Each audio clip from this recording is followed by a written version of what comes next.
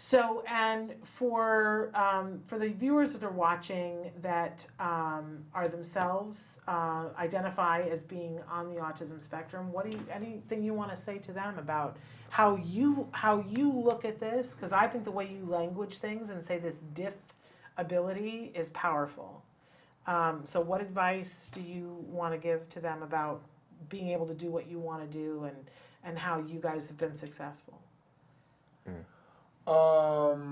Well, there is something that I'm kind of writing like a little book, whatnot, about my experiences. There was something I was going to say for it, but maybe I'm just going to try it out here. Okay. Just and this, don't give it all away, because save it for your book. But so there's a theory that I have about how the world kind of perceives people on the spectrum. And this is also factored into how media portrays people on the autism spectrum, which is a whole other conversation in and of itself.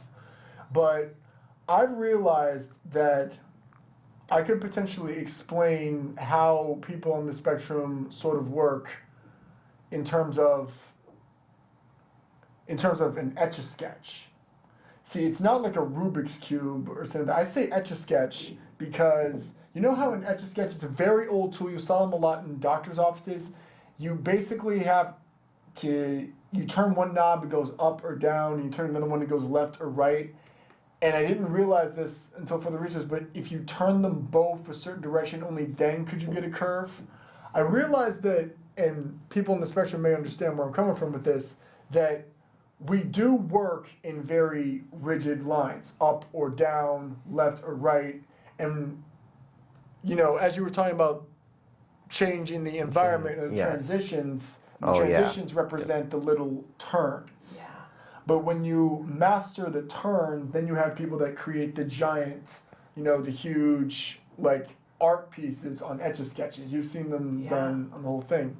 So my advice to anybody who's on the spectrum was, do not feel that you are defined by how others define you, is the thing. That's the important thing, because they don't know how you think, but it doesn't mean that you're not thinking, obviously.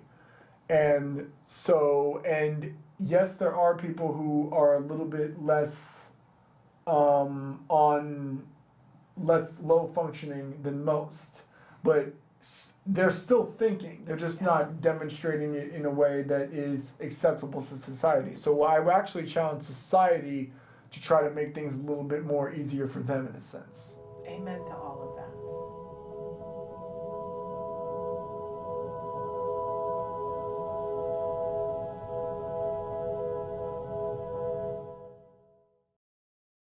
Hey, thanks for watching Autism Live. To subscribe, click here. And if you'd like to check out some more of our videos, click here.